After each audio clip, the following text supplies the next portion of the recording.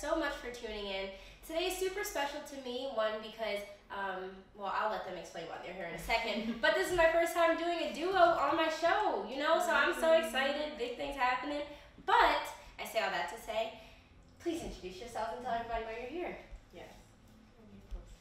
Because I'm closer. Hi, I'm Dana. I'm the director and co-creator of Warrior Woman series.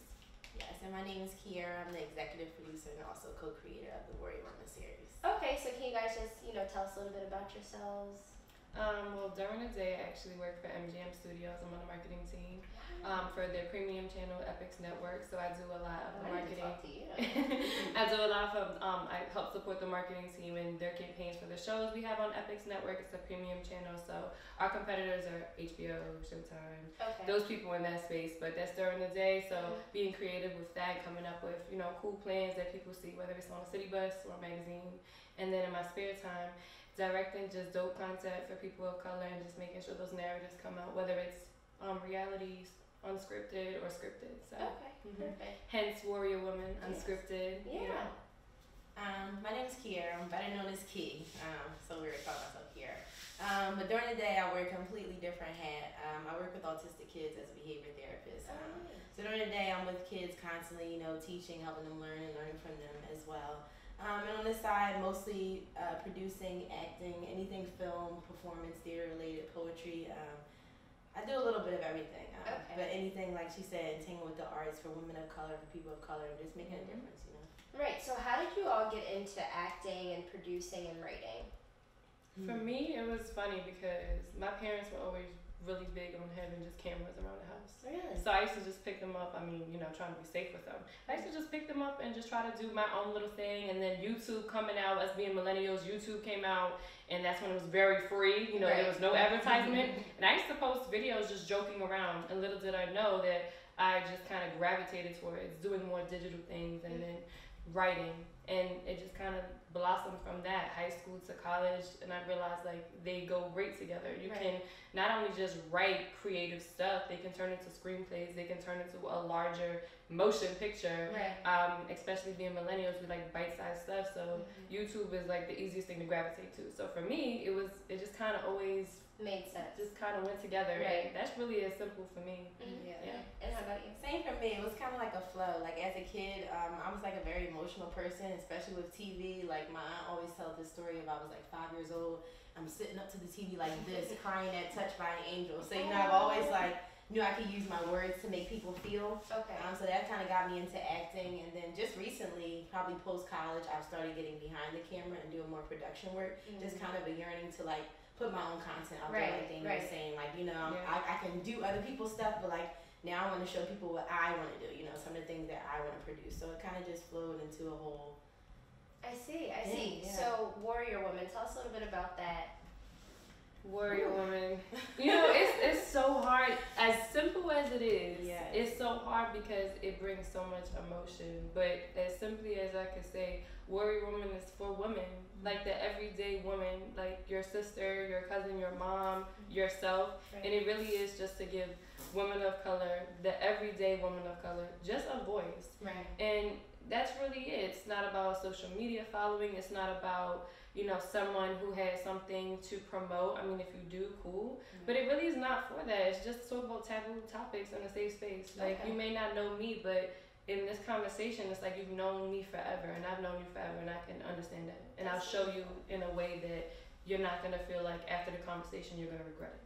Exactly. And that's really that's what it is. Yeah, and I think that too, that's why we didn't make it into so much of a motion picture. It's very if you watched it, very simple question answer based, very very focused on the content, you know what I mean? I think that's easier for people to digest, and it makes it more comfortable as a real story. It's not a fable that we wrote out, we didn't script up certain things, it's just raw dialogue. Exactly. And I think that's what's missing, even though we are getting more representation, it's geared under a certain light. This is just raw women of color saying what they need to say and what needs to be heard, unfiltered. Right, and so why is it important for women of color to have a community, in your opinion? I think representation is everything, and sometimes what you may gravitate towards to, either you can rebel, like some of us rebel and we go totally against the grain of what our cultures have raised us to do, so we feel isolated while rebelling.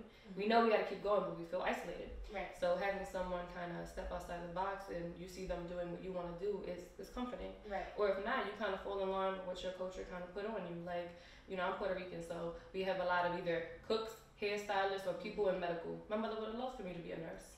It's not for me. I empathize with people differently. So having representation and kind of looking at people, and you know, it's very scarce when you look at people of color being in these industries, but kind of putting them together like, okay, that's a part of me and that's a part of me. That's why it's important, because we have to keep evolving. We can't all work in a hospital. Yeah. We can't, I mean, all of us can be hairstylists. We don't need that. Don't get me wrong. But we can't all do those things, and we can be in other places and, you know, maybe do hairstyling on film sets. Right. Yeah. Or, which is a demand, or costume design. Yes. You know, because I'll be damned if I was an actress and I see someone trying to pull up on my head doing something, like, I got a problem. Right. Yeah, so just seeing that there's different avenues, and that's why it's important for us to not all go the same path, but if we stay straight away, it's not so like demonized, like, because we can make money. There's money out here for people, everybody. Right. I think for me too, 100% agree. But also too, like simply because we don't have it, you know what I mean? It's lacking so much, so that's why we need it. You know what I'm saying? I feel like everybody is now kind of getting their narrative pushed out there. Of course, we know, no offense, the white male and white female narrative. We've heard it a lot of times. We read about it. We learn about it in school. We don't know in detail enough, not just about the black woman, but the Latina woman. You know, all those different races. We don't know enough about their narrative. Even I live around these women every day. I see them every day on the train. I'm walking past them, but it's just like I don't really know who you are and what you go through. I can't turn on the TV and kind of see a day in your life like everybody else. So I feel like we're doing part of the work in pushing those narratives so we can have that little girl that watches TV and can see somebody else going through what she's going through, or aspire like to take a different route than what she sees on the everyday. Like we just simply don't have it. Yeah, and I completely agree with what both of you said, and that's why it's so frustrating to me when I'm reading this book called Tears We Cannot Stop. I don't know if you guys have ever heard it, by Michael Eric Dyson. Okay. And part of the book he's talking about and part of the book he speaks on how white people often feel like, you know, because black people have these spaces, why don't we have these spaces? Not understanding that this is your space and it has been. And so I think what you guys are doing is really admirable, because, you know, it is important for little girls of color, or even little boys, or people who don't identify as, you know, boy or girl. Gender non-conforming. It's important for them to be able to see themselves and to not feel erased, because, you know, that's why we're in the position where we're in now, and that's why we're fighting so hard, you know. And so again, I feel like it's really commendable for, you know, what you guys are doing, because that's awesome. You don't see that too much. So what was the inspiration behind Warrior Women? It really is all so simple. Like, inspiration, I think, long story short, from Penn State, I had to make a decision. I had to come back home to Brooklyn. I'm from Brooklyn. I had to come back home because I hit a hard place where I was writing and I said I need more. I need to be inspired. I'm hungry and I'm starving at Penn State right now. No offense, I love PSU. I'm still, you know, right. But I finished my degree at Brooklyn College in huge film department, huge television and film department, and I took more production classes. I needed more hands-on, something that was more smaller. Taking those classes allowed me to realize talents I didn't know I had. So from one of being a screenplay writer to doing more directing and production-based things. Wrote an idea down, didn't tell nobody. She hits me up 3 months later just saying, we gotta talk. Like, you know, random, like, we gotta talk. And she says the idea I wrote down. So I'm like, wow. And we weren't friends, we weren't close. We knew of each other. Like, but it would be no way that we would ever be on the same page. Essentially, like, you know what I mean? It was the scariest There's shit certain ever. things that when you write it down and, you know, you write your goals down, and when that's someone says that to you, it's like, oh, we gotta do it. That's it. No question asked, and you know, just being patient with it, and really just putting love into every single plan and step, and bringing us to 2018.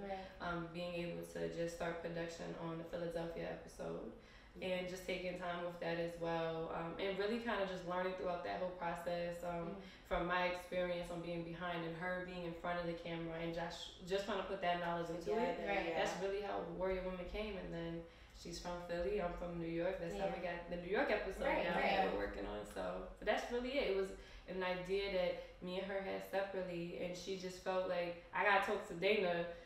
Out of clear, like I know so many other people that do film stuff in Philly. And she found little on me. That's so awesome. Little big on me. It's like how the universe works, you know what I mean? Yeah. Like she has been harboring this idea for a while. I've been harboring this idea for a while. And we had the same idea. Side note. Okay, so which arm is it? This tattoo I got, which was kind of my inspiration for it on my end. I was going through a really rough time as far as like, this is the first time I had identified with or experienced like severe anxiety. Okay. So it was just like a very constant mental battle for me. And to overcome it, and not to say that I don't still have anxious moments, but to kind of get a grip on it, because I felt like I had no control over it. That's when I started to identify myself as a warrior, and why I got this tattoo, right? Never showed her this tattoo, never talked about this tattoo. I barely like show it all. And like she's like, I got some ideas for the logo. I'm gonna send them over. I had some girl draw them up. I'm like, alright, cool. And the logo, I don't have the logo tee on. And I was gonna wear it. I couldn't find it. But it'd make more sense. This is our logo essentially for Really? So she sent me over these photos, and I'm like, yo, dude, did you like see my tattoo? She's like, what tattoo? I sent her a picture. I'm like, that's amazing. Like, so you guys are definitely doing what you're supposed to do. We were just your purpose. thinking the same very thing. connected stuff. Scary shit all around, like it was just so jaw-dropping, you know what I mean? But both of us were just going through, I think, prior to getting connected, because like she said, it was a 3-year process almost, like, even getting started. To get to the we first were both going through our hurdles, you know what I mean, as women, bodily changes, moving, career choices. It was so much going on in our personal lives, and we found our inner warrior, and we're like, shit, we gotta get everybody else's out now, And something that you said that's really important that a lot of people don't realize, especially creatives, is that it takes patience, and sometimes it's not the time.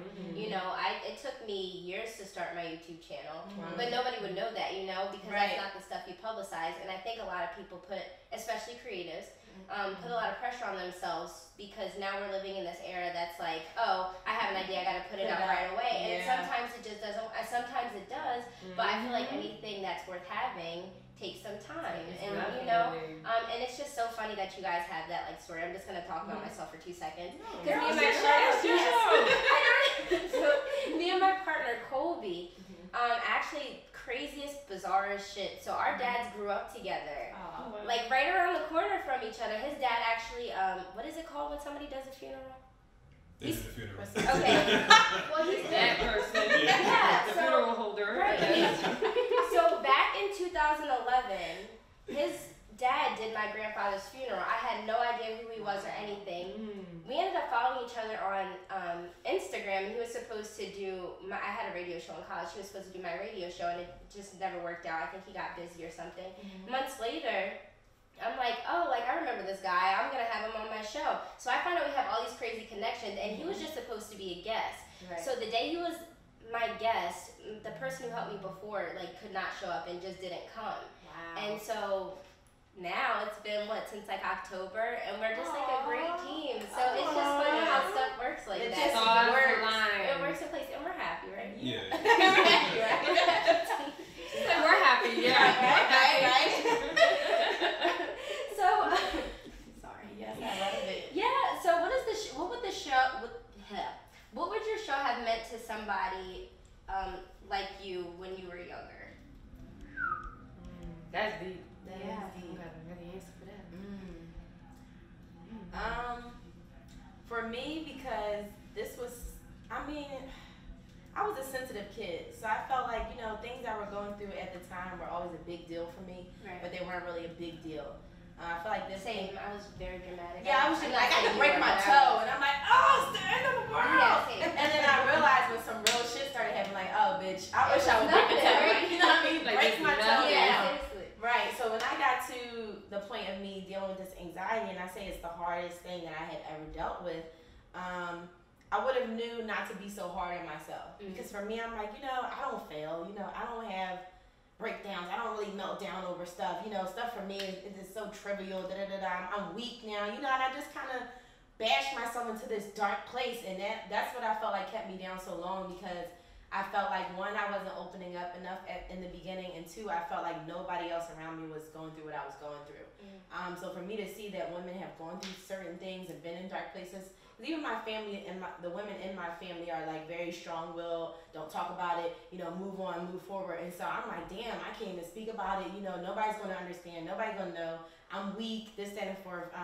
So if I had seen something where we're like, hey, I've been through this, I spoke about it, and I'm even stronger now due to this, I felt like, I wouldn't have stayed in such a dark space for so long, because I'm like, okay, it happens, it's life, what I mean? And you get up and you keep moving forward. So if I would have seen this at a younger age, I could foresee, I never know, but I could foresee myself handling that situation a lot better. Though I am grateful for how I went through it, I could see it being a completely different experience for me. That's hard. I think if I would have watched this young, I would have finally knew what it was like to be myself. I think at a young age, I was always involved in conversations that were too grown for me. Okay. I've always been the mediator. I'm the glue of my family. So I'm very maternal. I'm the older sister to my older sister sometimes. Okay. So I'm the one that's very peaceful. So a lot of the times I've been involved in conversations where I'm too young, but I was able to kind of just sort stuff out. Right. So Warrior Woman, how, knowing that it was a casual conversation, those are conversations I've had at a younger age with women older than me.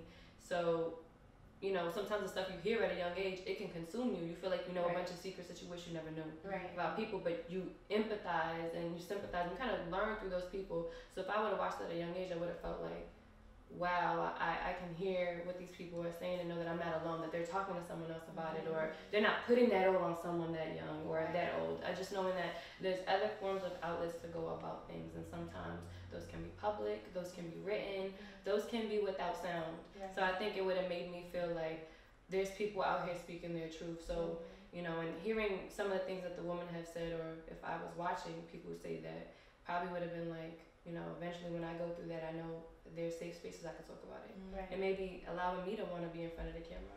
That's always been a big thing. People always have asked me. I don't normally do stuff like this. I don't care to be in front of the camera because it's too much for me. Right. Oh, well, thank you for coming. So, and it really is not for anyone who sits in front of a camera. I really admire that, because for me, it's too vulnerable for me. Okay. And I like to show people in a certain light. So maybe if I would have watched something, I would have been like, I could be in front of a camera and talk about that. So now, as through Key, I learn and I continue to learn and I continue to just feel open with those women. So they may be saying my truth, although I'm not saying it. Right. So Warrior Woman is a diary of all the things I would never say, but they know because they're saying it for me. Oh, that's so beautiful. That was very profound. Wow. I'm deep on the love. I'm like, I know, okay. You really flow with that. And it's, I was listening to what you were saying, and I think it's, obviously what both of you guys were saying, and I think it's just so interesting how even it, because most of the spaces that we're in are occupied mainly by white people. It's so interesting that even when you are in spaces with people who look like you, or people who might share your experiences, we still don't talk about them. Yeah. We don't. And it's so easy to feel alone when, the girl next to me is insecure about her hair too, or she's insecure about her skin, or the fact that if she gets in the pool, she might have to, and just things like that you just think that you're going through alone, and people make you feel like they don't have that issue. And so I think that's really, again, just really dope that you guys are highlighting situations like that. So my next question to you is, Jordan Peele, did you guys see Us? Yes. I didn't see Us yet. That's so wrong.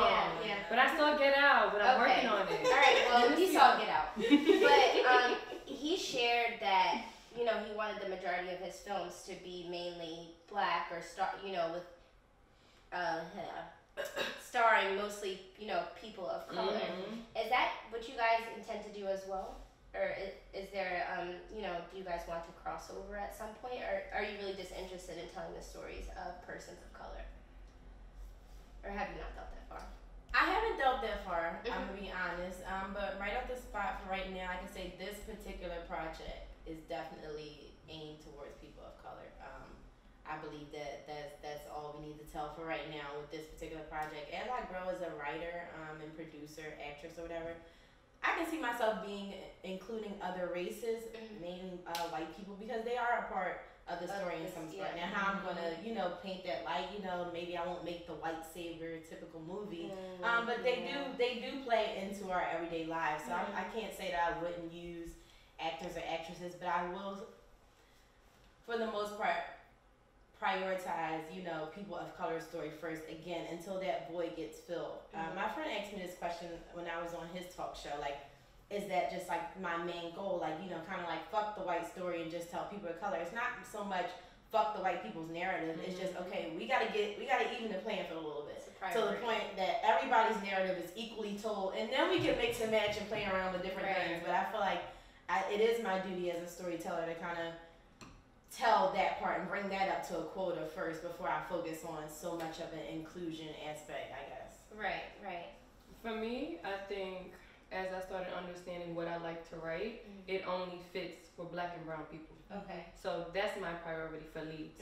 But also it'd be counterproductive for me not to include white people into characters and stuff like that. But for me, as of right now, I only write leading roles for people of color. Okay. That's my priority. That's the demand that I'm in. I feel like I'm in a position where I connect with so many people. It's only where I continue to connect those dots with them. Supporting roles, definitely. I feel like, the white race can fill in for that. But my priority is for people of color, like, period. Yeah. That's really it. And even Jordan Peele, he had still, they were clearly a smaller part, but I think that's really what it is that sometimes when you vocalize on what your demand is, people think that like neglects other. No, it doesn't mean you take away from that. It just means that if I write something about a bodega, or if I write something about wearing Timbs and a Yankee fitted, maybe a white person, it's not gonna really fit. If you show up to the audition, cool, let's see how you say it, but you're not gonna be casted and paid in full as like money making Mitch. You're just not.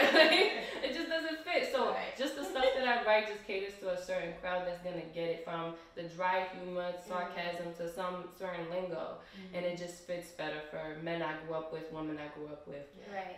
So that's really my priority. But other than that, I'd be totally open to working in a writer's room where I'd have to write character development for white roles. I feel like, that's as we continue to grow, we have to. Like, that's what creatives do. Right. And so you mentioned earlier the white savior, and you can obviously speak on this too, but that's something that's really big in movies, especially stories told about Black people, but through the guise of a white director, white writer, whatever. Why do you think it's important to have women of color or people of color in the writing room?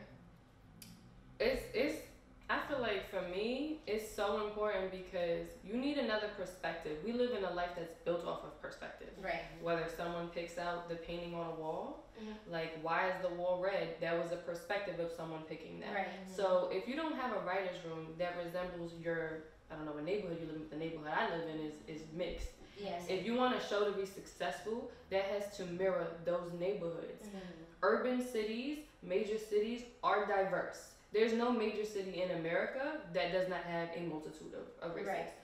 So why are certain writers' room lacking that? Yeah. So I just feel like it was a no-brainer to me. And maybe certain writers may not see that. They probably want to cling to more narratives that maybe feel more homey-based and may resemble this culture. But for me, if you're going to do a breakthrough show, your writer's room need to have a pretty diverse of, ranges from religion, sexual preference, gender. You need to have that because it's gonna just beef up your story. So that's just why I think it's super important. Like it could just help expand just character depth. You can have a serial killer, but why are they a serial killer? Yeah. Or just like you can have a savior. Why are they a savior? But you need layers, and characters are layers.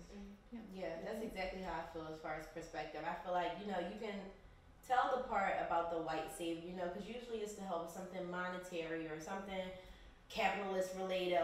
This person helped them get into school or helped them move to a better neighborhood, but you didn't tell about the mom who slaved in the kitchen for hours and hours, or how he had to watch the kids for, what I mean, like little stuff like that. Those saviors that played a huge role into where he got. So I feel like, okay, cool, he helped in that part, but what about all of this in the back end? And I feel like the new movie Taraji P. Henson just did with the lady where she was oversized, and they were talking about What is that. it? And I'm gonna I say forgot it what wrong. it's called. I know exactly she's what you're playing talking about. somebody. Something about the hate. The hate, is it The hate Not the hate you give. No. No, she's playing the woman that went up against the leader of the Ku Klux Klan. Yes. And pretty much, and it was involving segregating the schools. Yes. And then, ironically, wasn't he like the deputy chief yeah, he sheriff was like, or something like that? Wow. One of the most racist men in the town. Yeah. Oh, wow. I don't know why it's slipping me. That's really bad because of Yeah. other reasons why it's slipping me right now. I didn't watch Work it, related, but I heard the interview, and basically they were saying, you know, some black people or people of color were disappointed in the fact of the woman she was portraying her story, and basically they felt like they diluted the film to basically make a white savior film, and that they didn't go in depth enough with the character. And Taraji, she was kind of on the opposite side. She kind of said, you know, she doesn't think that the movie was for the woman that she was playing. I think she said the movie was more so about the story itself, you know, how they were able to come together and, you know, make change or whatever the case may be. But a lot of people were upset because it was like, damn, it's just another white savior movie. They would have rather have saw this woman, her upbringing, how she came to be, and all of that. What made her feel that bold to do exactly. that? Right. Who is she? Yeah. Because people don't even know who she is at the film. They know she did the thing with the guy with the Ku Klux Klan. She's that lady. See, I don't even know her name. Right. But had the movie be titled whatever her name is, I'd be saying her name right now. You know what I mean? I think So, to piggyback off of that, why I also think, and just a problem with films like that, not to say in this one in particular because I didn't see it, the problem is how they prioritize what's the climax of the story. yes. When they're in the writer's room and they break down the life stories of these people, they're prioritizing, well, this is gonna look good on camera. And sometimes stories that sound great in novels, and when they make them into movies, or stories that come from good screenplays and scripts, they make them into movies, that changes a lot. Yes. Because what you may visualize in your head, someone may go, that's not going to look good on camera. So who's making these decisions to prioritize on what's the actual story? Because someone in that writer's room could have been pushing, we need to give the Taraji's character, we need to go more into her past. And someone was like, no, we got to prioritize on the racial issues. Yeah. And it probably was a struggle in that writer's room. Who knows? It could have been a breeze. But I think knowing who's in the writer's room, who's spearheading that, the director as well, because not all directors are doing scripts they wrote. Right. Those visions are in so many different hands. Yeah. When it goes from a book to a screenplay to the director to a cinematographer, those are not all the same people sometimes. Yeah. That could go different ways. It could be the most fire ass story that, you know, people of color was rooting for, but they ended up just directing on weird stuff in the movie. They kept zooming in on doorknobs. Yeah. They kept showing they didn't have a good color scheme for people of color. That's a big thing. Yeah. We can look at some films and they could be real dope in concept, but you're like, well, why my people look crazy? Yeah. It's that is and not small tangent. That is my biggest plight with, you know, us as storytellers, because we don't take the time, mainly in film. I'm not gonna say in general. No, not. In general, like you said, because we get this idea, we want to just put it out, and we don't take the time to learn a lot about our craft. So, you know, when we put stuff out there, some people have the most brilliant, genius ideas. I've seen some of the best singers, the best writers, and all that, but they put out a project so fast, or maybe don't want to collaborate with somebody to make the best project possible, and it doesn't get the attention that it deserves, because it's like, you didn't really study film enough, so you don't know how to gauge your camera, and you're focusing on the wrong things. So now your beautiful message, your beautiful story, your beautiful song, lost in the sauce. and technical people like me are like, I can't even get through this thing. It's like, you know what I mean? You Like, want to take me to the movies, man. yes. It's so I hate it. Why they use that light? What's wrong with you? Like, Just a little patience, and that's how I learned from her, or working with her, because normally I'm like, well, I'm really gonna be hitting y'all up because I have stuff. oh yes, listen, we always here just to talk, Yeah. because that's the one thing in life we have is to network with people. So. Right, right. Yes. And so, you know, I talked about women of color and why they're important in the writer's room. But women, period. So approximately, I wrote this down, approximately 16% of women writing on shows that are exclusively male creators are, what's going on with me? Okay, I don't even know what I was talking about now. So, I'm just gonna skip to the next question, okay? Because I wrote this on the train today, like I told you, and I just don't even know what it says. So. It's life. It is life. I got a question. Okay. Y'all discussed how you know, there need to be certain people in these writers' rooms, and that it needs to be a little bit more diverse and stuff like that. And for me, like I'm in film school, like I'm a screenwriter, director, and stuff like that. For me, I always say people nowadays have the goals that other people set for them. Like they want to put a film in the theaters, they want to be on Netflix and all that type of stuff. But it's like, why not just create the things that we want to create for ourselves and distribute it that way? Like the Taraji movie, like something like that could have been more of a show instead of a movie, where it could have been fleshed out more. So I want to know for you guys, like, what's the grand scheme of it all? Do you plan on making films for the theaters? Is it things that's going to be on the internet exclusively? Like, what's the goal, or if it's multiple goals at that? Well, just to tie the Warrior Woman, in general, it was supposed to be a documentary. One documentary, maybe 30 minutes the most, or probably 45 minutes, depending on how dense it was going to get. It was supposed to be a bridge between Philly and New York. A good friend of mine who's an artist from Philly, she ended up doing an art show that bridged Philly to Brooklyn. And I was so inspired by that. And I'm like, you brought people from Philly to the hood in Brooklyn. Like, I would have never, like, just how seamless it was and how inspired they were to see my friends who are artists in Philly connect with my friends who are artists in Brooklyn. I would have never thought that was going to happen. So Warrior Woman was supposed to be one thing. And then when we took our time and realized it's not that type of content that we need to put for one shot, it needs to be broken up, because Philly women determined, you know, what we thought was relevant. They needed their own 30 minutes. That shouldn't have been condensed. Some things are not supposed to be condensed. We think we get a budget, we gotta do it in this 2-hour block, 30-minute block, whatever that is. We don't realize we got time to finesse with this.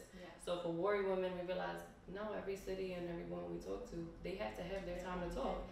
So in the grand scheme of things, for Warrior Women, it's supposed to be 30-minute blocks released digitally for anyone to have accessibility to it. It's not for monetary consumption.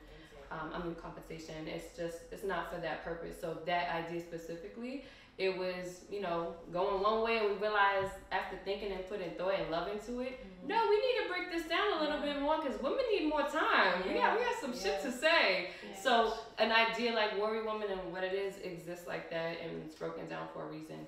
It really is a case-by-case scenario on a certain project, but I think for me, I really take time on not trying to rush my art, because that's the one thing I've dedicated my whole life to. I got my whole life. I'm not going to rush it. I'm not going to rush it. And if I mess up just because I didn't rush it or I missed out on it, I'll learn next time. There's more ideas in these heads, man. Right. So I think if some people had more diverse, you know, rooms, and sometimes having too much can, you know, stray away. But if you keep good company around you, and, you know, they got not a lot of yes men, but people who get it, I think you'll be able to execute stuff seamless. Like Jordan Peele seems to have a really good team.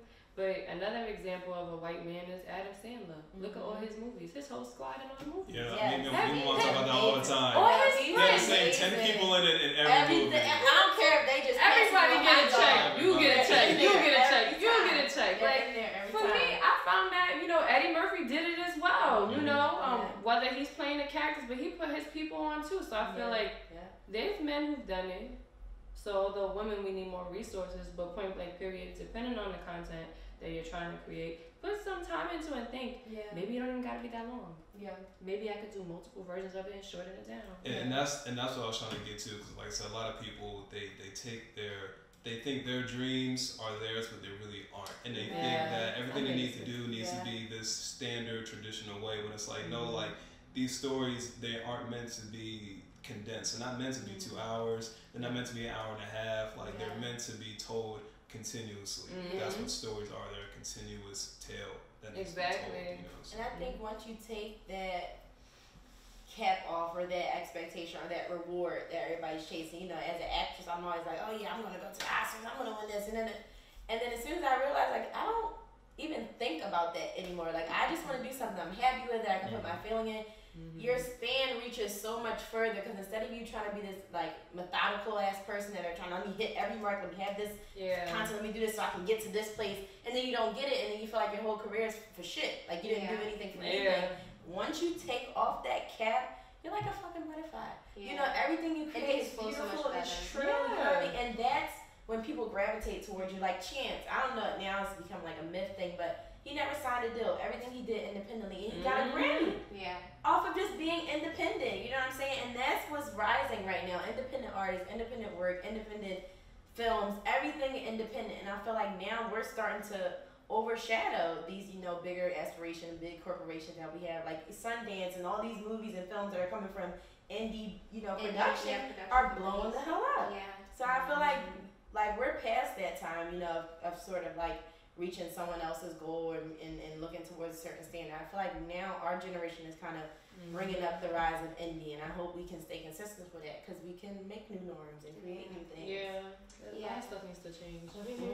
And I think it's so important, like you said earlier, and to kind of take that pressure off of yourself and to not feel like you had to fit a certain mold, because that's kind of how I started my show. Like, it was very structured. Like, I had to do this. If I said blah on the show, I was freaking out because that's what I say when I fuck up. Or, like, if I forget a question, I'm like shitting on myself for the rest of the night. And I found that since I allowed myself to be more authentic and just to have fun with it and to not wear my shoes on the show or to like curse or just say whatever I want, you know, I found that it's been a lot different, but it's so interesting because I started my first show out like that, and then I completely changed it and made it structured because somebody in the industry had watched it. I knew somebody who knew somebody who knew somebody, and he told me that it needed to be like this. And so I changed it, and I was like, I mean, it was fun, but I'm having so much more fun now. And it's just, you know, after a while, I don't care if I get 1 view or 100 view or 1,000. I don't care.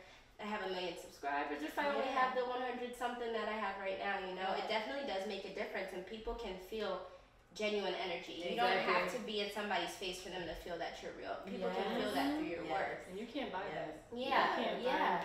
100 loyal is better than 5 fickle or 500 fickle, whatever. Like 100 loyal people and that one diehard fan gonna bump into somebody that they be like, yo, my girl Reed, she be good at you. Let me show you the show, and boom. You know, you never know. I think one thing that I always tell myself is that it's not like I'm a rebel. I don't consider myself a rebel, but I don't consider myself a traditionalist. I just look at something, I look at myself as like, it's not broken, I try to fix it. But we can also try to jazz it up a little bit. Right. And I try to tell myself like these unrealistic goals or these unrealistic deadlines that I have, when it's just like, when you're creative, you have all the time in the world. And it's really not to sit there and you gotta procrastinate, but you can't just fake it. Right. You can't fake who you are. People are gonna know you're faking it. Like, and that's really it. People are gonna know that, and when people see that you're being real, they're like, "Oh, girl, I'm at home. I'm chilling with you." Like, you know, it's really just comfort, comfort, and being genuine and just staying true to yourself, which can be hard as hell in a room full of people who feel like they know the right way. Right. So how is it working as a team? Fun. We had fun. We joke all day. Like the goofiest. Like we joke all day, every day. Like you know what's funny? People always think I'm real serious, and I'm like, no, I'm calm. But I'm I would have never expected her to be this goofy. I'm TBH. so goofy. Like I would start crump dancing in the middle of the street. Like no one, funny. Just no one would know. No one would know. But it's funny. I consider myself an extrovert. But I'm calm. And no one would know. We joke all day, but still get it done. And I think that's just what works for us and our dynamic. And knowing that when you're creating, you kind of make your own deadlines. So I always tell people this: we can sit here and have locked dates on when we want to accomplish things. No, you need at least 2 or 3 more business days. Not including weekends. 2 or 3 more business days on when it's really gonna happen, because you never know when you get this sporadic energy that's like, I gotta change the whole thing. Warrior Women Philly, I have 4 different versions of that. So the one on YouTube, I have a version after that one. I probably got another one. But it's just because in my head, you gotta have fresh eyes. And, you know, you gotta step away, have fresh eyes, and go, let me look at this again. Let me vibe with this. And I changed the whole format. Yeah, because I had this. Yes, I had this thing like, I know what it is, and if I explain it to someone, I'm gonna write it out, and then you're still gonna ask me questions. So I edit it myself. I do everything. I shoot, I edit, I do everything. And for me, it's because I'm trying to get it out my head. So as we grow and our team is growing and allowing people to kind of put their own taste on it, it's like, oh my God, you got it out my head. Or what can I teach, or what can they teach me? But our working dynamic is fun, very vibey, but it still has a timeline. There's still goals that we meet, and if we don't reach Friday we were supposed to have it done. Well, I have it done Saturday, Sunday. Yeah. And because at the end of the day, it's a creative process and it's at our convenience. So we're in control of that. But it's fun as hell. We've added 2 more people to our team. We have a casting director and we have behind the scenes videographer. And assistant director. Yes, an assistant director, of course. Who I worked with on a project as well when she was directing. We both were in a production class. And funny story with her is because that class was decent size. She sat on the whole other side of the class. And I sat on the other side. So we would have to show our stuff in front of like the whole class, and that was mortifying because you're like, what the hell did I just do? I'm like, I made that video, I was drunk off of brunch. Like, that's what I do. I shoot with my friends. I tell people I create content with my friends. I just have fun. So she remembered something that I did in class, and we never got to work on a group project with each other, like ever. So she ended up hitting me on Facebook after we graduated, she hit me up on Facebook. She was like, hey, I'm doing a project. I never got to work in class with you. I want to work with you. And I'm like, bet, sure. Like, no problem. I remember your stuff. And that's really what it was. And we just had that working relationship. So I worked on a project with her, and she clicked on my head for New York. I was like, gotta work with the class together. I gotta work with her. And just you start to realize what personalities you need to have around you, because you think you might work well with someone, and you can work with that one and be like, oh, okay, this is how you work. And then the person you need to work with will come around, and you're like, oh, this is what it feels like. And blessings in disguises. Like, you never know that, who you may work with. And Issa Rae said this: we always think that we have to network going up when we should network across. Because that's the future. And ever since I heard her say that, I was just like, I'm not crazy for wanting to work with my classmates. I'm not. Like, I give people a chance the same way people gave me a chance. They're like, you want to learn how to use this camera? We'll play with it. Like, I put it over a bed. I don't want to drop this camera. Like, and that's how I was taught. So whatever I can learn from someone else, like her being someone that was always in front of the camera, whether we're talking to women or auditioning women, whatever that is, she knows what it's like to know someone who's prepared. Because she's had to be prepared. As for me, it's a case by case depending on the content. For me, I'll be a little bit more patient. For her, she's like, no, because they should have known when you involve yourself in this space is a certain way you go about it. So we learn every day, we have fun, we give people chances. That's it.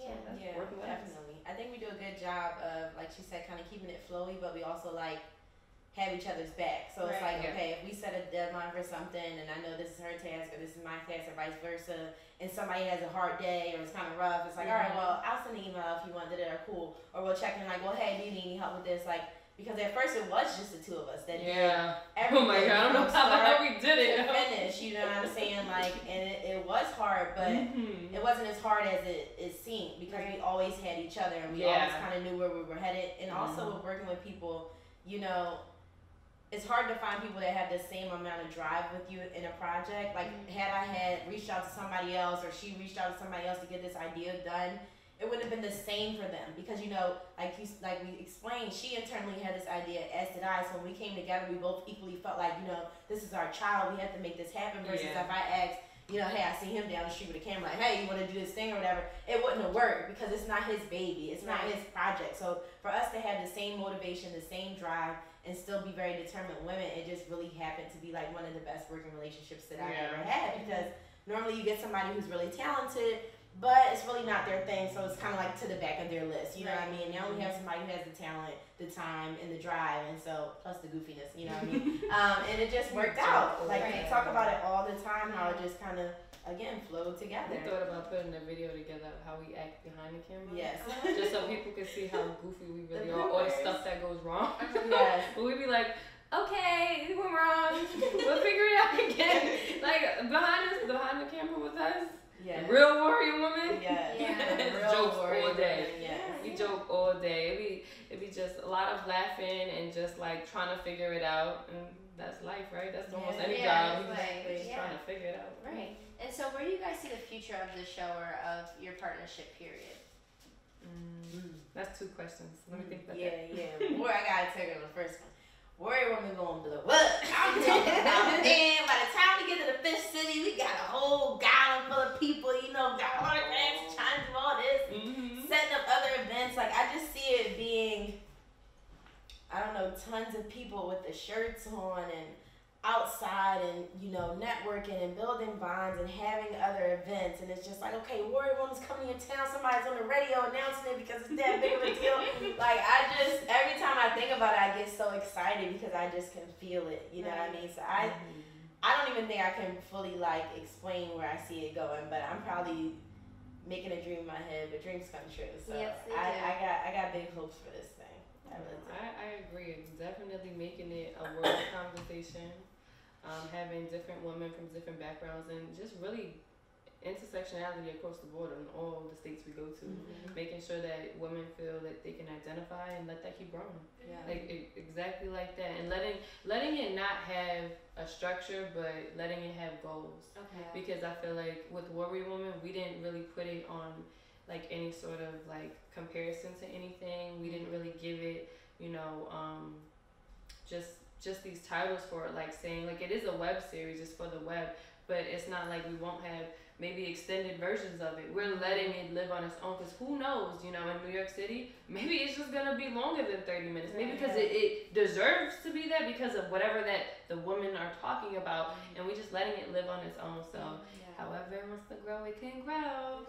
We're ready for that. And sky's the limit for the two of us. I mean, we have too much fun working with each other. Yeah, and it's too much alignment. So I don't foresee this being the last thing we work on, and I feel like by the time, even when this ends, we'll have thought of some other shit, or somebody else reach out to us to do something else. It's just, I don't know. I'm like a kid in a candy store. I don't like thinking that far into the future. Yeah, I can't do it. I can't do it. Makes sense to me. Yeah. And so I only have one more question. So oftentimes the oppressed become the oppressor.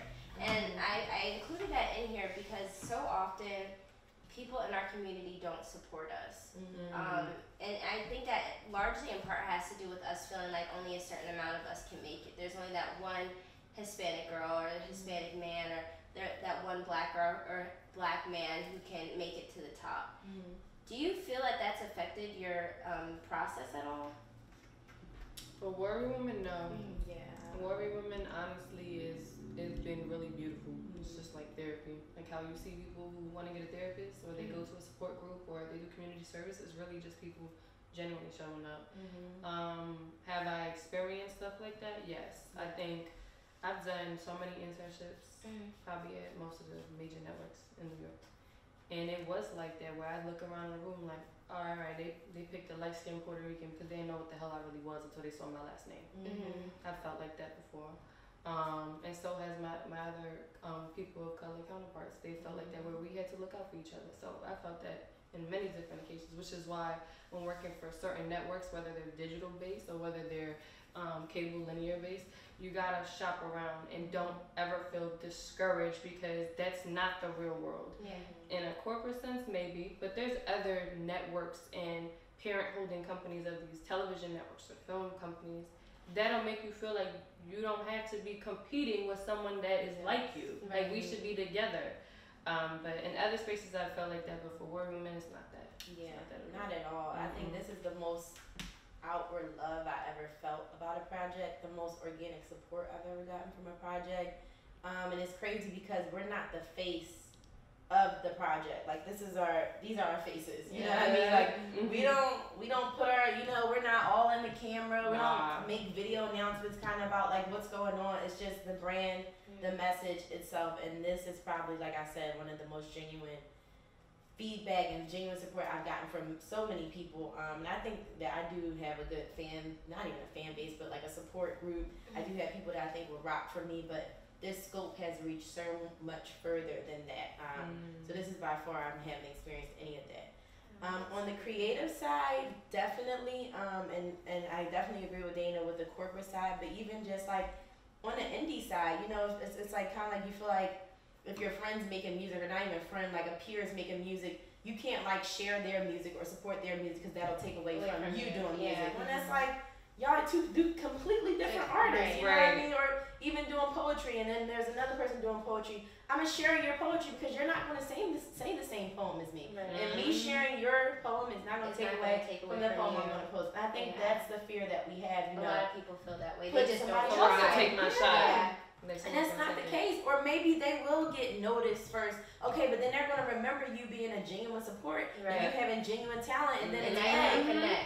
Pull you up on the ladder. But see, we don't even want to get that far because like I gotta be the one to make We always think we gotta go up when it's really supposed to go across. That really is a great quote. Yeah, when I'm saying she said that, I said I'm not crazy for wanting to give people my age or my age group a chance. Like when I see youngins and they're just like, can I pick your brain? I'm like, sure. Because I had no one's brain to pick. Exactly. Like, I had no one. Yeah. And it's not like I let that, you know, put any resentment in me. It was like, all right, we got to figure this out. Because some other girl from East New York and Brooklyn is like, I want to work on a show. I had no one. Like many people who are doing music and they write music about this certain narrative, or many people who are doing, you know, dance. Maybe, you know, where they grew up, ain't nobody was a ballet dancer, and they're like, you know, I want to be a ballet dancer, whatever that is. Like, I was just like, well, you got to do it. You got to keep going, and if someone wants to learn, we can talk about it. Right. Yeah, I think that's a big thing holding our communities down of color, like not even counting all the external shit we have weighing on us, of course, and not minimalizing that. But, you know, if we kind of start to have this precedent set of where we kind of get a not even a rule book, but kind of like a standard or a guide to follow, so that when the next generation comes, it's not like they're just starting from scratch. Like they got a little something to base off of, you know what I mean? So it's not like literally everybody's coming from the bottom. It's like, all right, maybe I'm starting off at step 5, and then the next generation is at step 8. You know, but we're steadily doing better, progressing as a community. But we don't think like that sometimes, or we don't execute. I believe we think about it. We don't execute. That's a whole like another like hour long plus To conversation. be continued. Yes. So is there anything else that you guys wanted to say before I end the show? Usually I ask if people want to give advice or if there's anything I missed that you guys want to talk about. Either is fine. I think we covered a lot of things. That's a great question. Yeah, it wasn't for real. They were were like meaningful questions. Thank you so much. And It's it like my flowed passion, really well. so that makes me feel good. I can tell it's a great job. Thank you. So is there any advice that you'd like to give anyone? It could be about your show, it could be about what you do, it could be about who you are. You're not crazy. You are not crazy. What you Period. feel, yes, period. You're not crazy. What you're feeling is not crazy. You just have not heard someone around you say it out loud yet. So say it loud, say it proud. Keep going. Yes, I think mine would be stay consistent. You know, if you have a good idea, it's no plan B. You know, whatever that whole thing is, it's just a bunch of ways to get to plan A. If you want to do something, stay consistent. It's going to work. Somebody is going to like it. You have to want it, and you have to know this is something that you want to do. And it may not happen tomorrow, but it will happen. Yes, well, thank you guys so much for being on the you. show. Also, Making history. follow us on Instagram at Warrior Woman Series to follow up and keep with everything, all things Warrior Women. We're on YouTube, we're on Facebook. This is our face, so if you see this, you know you're in the right spot. Once again, I'm Kiara or Key, and I'm Dana D Money D Stack. Well, again, thank you guys so much for being on the show. And thank you guys for watching. This was another great episode, and like I said, you guys are like my first duo, so this is a big deal for me. Major team. So again, thank you guys so much for watching the Weekly Read. We will be back next week with another guest, and that's a wrap.